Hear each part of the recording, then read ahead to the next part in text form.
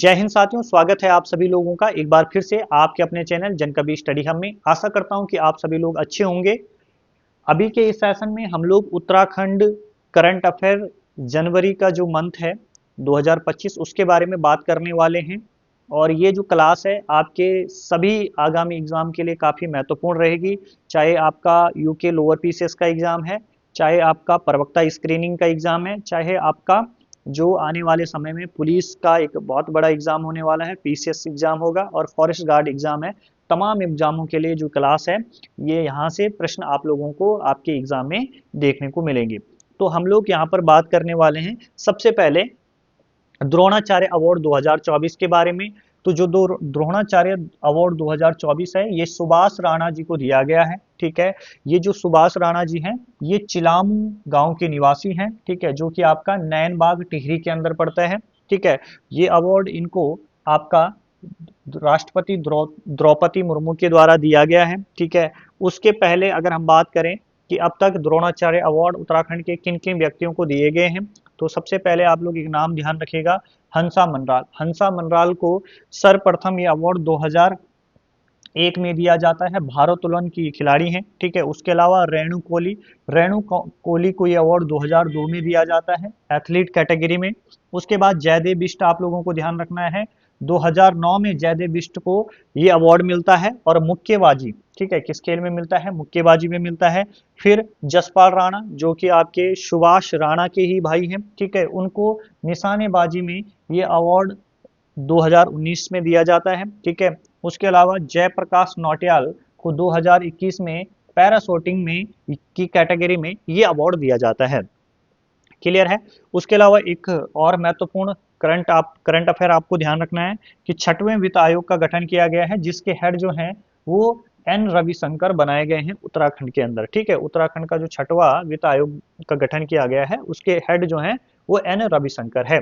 उसके अलावा देखिएगा भैया, चकरपुर स्टेडियम का उद्घाटन सीएम ने किया है। सीएम पुष्कर सिंह धामी जी के द्वारा जो है चकरपुर स्टेडियम का उद्घाटन किया गया है। ठीक है, ये चकरपुर स्टेडियम आपका कहाँ पर है? खटीमा के अंदर है। खटीमा आप लोगों को पता है कि खटीमा यूएस नगर के अंदर पड़ता है।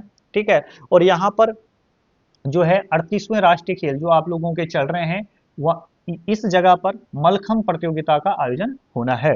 ठीक है, अच्छा आप लोग एक विशेष चीज ध्यान रखेंगे कि इस देखिए अभी जो आपके 38वें राष्ट्रीय खेल जो है जिनका आयोजन आपका कहाँ पर हो रहा है? उत्तराखंड में हो रहा है। ठीक है, उत्तराखंड में इनका आयोजन हो रहा है। तो इनका जो आयोजन है वो 28 जनवरी से, ठीक है, और 14 फरवरी तक ये खेल आपके उत्तराखंड के अंदर चलेंगे।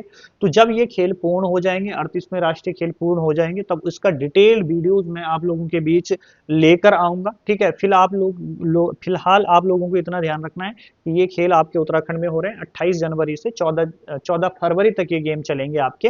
ठीक है, जब ये जैसे ही समाप्त हो जाते हैं वैसे इसका डिटेल वीडियोज आप लोगों के बीच लाया जाएगा। ठीक है, और आपसे पूछा जाएगा कि 39वां राष्ट्रीय खेल कहां पर होंगे? तो मेघालय। और इससे पहले 37वें आपके हुए थे कहां पर? गोवा में। और 36वें हुए थे गुजरात में। ठीक है, उसके अलावा देखिए उत्तराखंड में समान नागरिकता संहिता जो है वो आपकी लागू हो चुकी है। और कब से लागू हो गई है? 27 जनवरी 2025 से लागू हो गई है। ठीक है, उसके अलावा ऐसा करने वाला उत्तराखंड देश का पहला राज्य बना है। ठीक है, यहाँ पर आप लोगों को ध्यान रखना है कि ये जो व्यवस्था है आपको, ठीक है, ये समान नागरिक संहिता जो है इसका कॉन्सेप्ट किस में है? आर्टिकल 44 के अंदर है। ठीक है, ये व्यवस्था अगर आपको सबसे पहले देखने को मिलेगी गोवा में। ठीक है, लेकिन गोवा में ये व्यवस्था जो है आपका किनके द्वारा? पुर्तगालियों के द्वारा लागू की गई थी। ठीक है, ये आपको ध्यान रखना है। लेकिन आप लोगों को यहाँ पर जो चीजें हैं ये यहाँ पर ये ध्यान रखना है क्वेश्चन को इस तरीके से कि ऐसा करने वाला यूके देश का पहला राज्य बना है। ठीक है, जब हमारा देश आजाद हो जाता है। ठीक है, उसके बाद देखिए विधानसभा द्वारा अनुमोदन कब किया गया इसका? तो 8 फरवरी 2024 को। राष्ट्रपति द्वारा स्वीकृति कब मिली? 8 मार्च 2024 को। ठीक है, ये चीज आप लोगों को इतनी ध्यान रखनी है। अच्छा, इसके लिए जो समिति गठित की गई थी उसकी हेड कौन थी? रंजना देसाई थी। ठीक है, ये आपको इसमें ध्यान रखना है। चलिए आगे देखिए, नेक्स्ट स्लाइड पे चलेंगे हम लोग। नेक्स्ट स्लाइड में क्या है? गणतंत्र दिवस 2025 के बारे में हम लोग देखने वाले हैं। ठीक है, तो गणतंत्र दिवस 2025 पे जो उत्तराखंड की जो झांकी थी भैया, वो क्या थी, उत्तराखंड की झांकी को यहाँ पर तीसरा स्थान मिला है, ये चीज ध्यान रखनी है। और यहाँ पर आप लोगों को ध्यान रखना है कि जो उत्तराखंड की झांकी थी वो क्या थी, सांस्कृतिक विरासत एवं साहसिक खेल यहाँ पर उत्तराखंड की झांकी थी।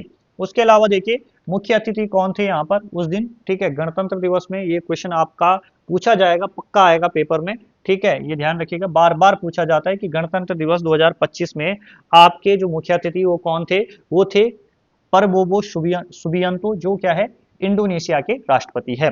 अच्छा, अब बात करते हैं पद्मश्री पुरस्कार 2025 की। उत्तराखंड के परिप्रेक्ष्य में देख रहे हैं हम, उत्तराखंड के दो लोगों को ये मिला है इस बार, ठीक है, और किसको मिला है, ह्यू ह्यू कॉलिन गैजर और राधा बहन भट्ट। ह्यू कॉलिन ये अलग अलग हैं, ये दंपति हैं ये, ठीक है, लेकिन इनको ये अवार्ड संयुक्त रूप से दिया गया है ह्यू कॉलिन गैंजर को, ठीक है। उसके अलावा पहला बर्ड म्यूजियम कहाँ पर खुला है आपका, ये पूछा जाएगा आपका, सोनी बिनसर अल्मोड़ा में खुला है, ठीक है, सोनी बिनसर अल्मोड़ा के अंदर, सोनी एक जगह पड़ती है, बिनसर अल्मोड़ा के अंदर, ठीक है।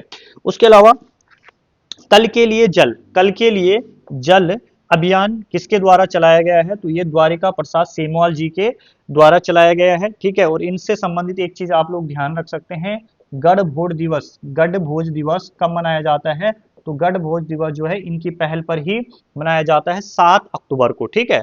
चलिए, अश्वगंधा जागरूकता अभियान, ठीक है, किसके द्वारा शुरू किया गया है अश्वगंधा जागरूकता अभियान, तो ये पतंजलि अनुसंधान संस्थान के द्वारा ये चलाया जा रहा है। चलिए इसके बाद नेक्स्ट स्लाइड पे चलते हैं, ठीक है। देखिए ये बहुत जल्दी ये जो है आपका, ठीक है, ये जो डाटा है इसको आप लोग अपनी कॉपी पे नोट करोगे अपनी तरफ से, ठीक है, तो बढ़िया रहेगा। पहला अंतर्राष्ट्रीय प्रवासी उत्तराखंडी सम्मेलन, ठीक है, उत्तराखंड में पहला अंतर्राष्ट्रीय प्रवासी सम्मेलन का आयोजन हुआ है, और ये कब कहाँ पर हुआ है, ये आपका देहरादून के अंदर हुआ है। कब हुआ है, 12 जनवरी, ठीक है, आपसे पूछा जाएगा 12 जनवरी, आप 9 जनवरी करके मत आ जाना, ठीक है।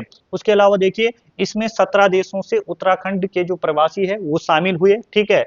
उसके बाद नेक्स्ट जो क्वेश्चन वो है आपका टॉपिक है, वो है महाभारत वाटिका, ठीक है। तो महाभारत वाटिका निर्माण आपसे पूछा जाएगा कहाँ पर किया गया है, तो ये हल्द्वानी के नैनीताल में ही हुआ है, ठीक। इसका जो एम है भैया, एम क्या है, प्राचीन भारतीय ग्रंथों के माध्यम से, ठीक है, वन संरक्षण और पारिस्थितिक जागरूकता को बढ़ावा देना इसका उद्देश्य है। यहाँ पर महाभारत में वर्णित 37 पौधों की प्रजातियों को लगाया गया है, ठीक है, ये भी आप लोगों के लिए इंपॉर्टेंट हो जाता है। लास्ट की स्लाइड देखेंगे, यूके राज्य ट्रांसजेंडर व्यक्ति कल्याण बोर्ड, ठीक है, ऐसा करने वाला 18वां राज्य बन गया है उत्तराखंड, जिसने गठन किया है यूके राज्य ट्रांसजेंडर व्यक्ति कल्याण बोर्ड का। इसके अध्यक्ष कौन होंगे भैया, तो इसके अध्यक्ष सीएम ही होंगे, ठीक है, जो भी सीएम रहेंगे पुष्कर सिंह धामी जी, ठीक है। उसके अलावा यह समाज कल्याण विभाग के अंतर्गत कार्य करेगा, ये किसके अंतर्गत कार्य करेगा, समाज कल्याण विभाग के अंतर्गत ये कार्य करेगा। इसमें ट्रांसजेंडर समुदाय से 5 विशेषज्ञ व्यक्तियों को क्या किया जाएगा, शामिल किया जाएगा। इसके सदस्य और कौन कौन होंगे, कार्मिक विभाग हो गया आपका, वित्त विभाग हो गया, ठीक है, कार्मिक विभाग, वित्त विभाग, शहरी विकास विभाग, पंचायती विभाग, इसके जो इनके जो सचिव होते हैं वो इनके सदस्य होंगे, ठीक है।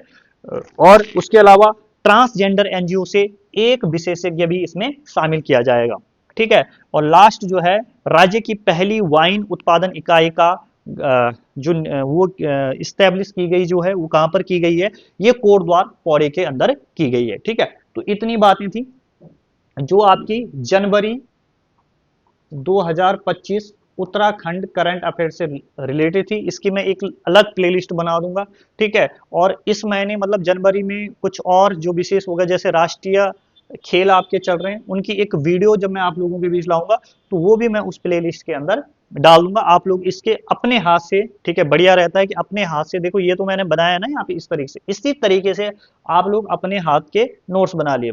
करंट को करने का तरीका है कि आप लोग उसे मंथली कीजिए, ठीक है। जनवरी का हो गया है, फिर फरवरी का जब आएगा, एक हमने फरवरी में हम जो महत्वपूर्ण टॉपिक होंगे उनको हम लोग करेंगे, ठीक है। इस प्रकार के वीडियो की एक प्लेलिस्ट में बना दूंगा, फरवरी, मार्च, अप्रैल, इस तरीके से। और लगभग जब जैसे हमारा टारगेट सपोज है लोअर पीसीएस का एग्जाम है, तो उससे 1 महीने तक पहले तक का हमें अच्छे से क्या करना होता है, करंट को कंप्लीट करना होता है। ठीक है, यानी 11 मई को आपका पेपर है तो 15 अप्रैल तक का हम लोगों ने जो है वो डाटा तैयार करना है करंट तक का। ठीक है, और कहां से कहां तक का, जनवरी से, अभी आप लोग ध्यान रखना कि मैं क्या करूंगा, जनवरी जनवरी 2024 से लेकर और आपका 15 अप्रैल 2025 तक का उस एग्जाम के लिए मैं आप लोगों को करंट कराऊंगा। ठीक है, और जब जो अप्रैल का महीना होगा ना वहां पर ज्यादा आपको करंट की क्लास देखने को मिलेगी। ठीक है, चलिए।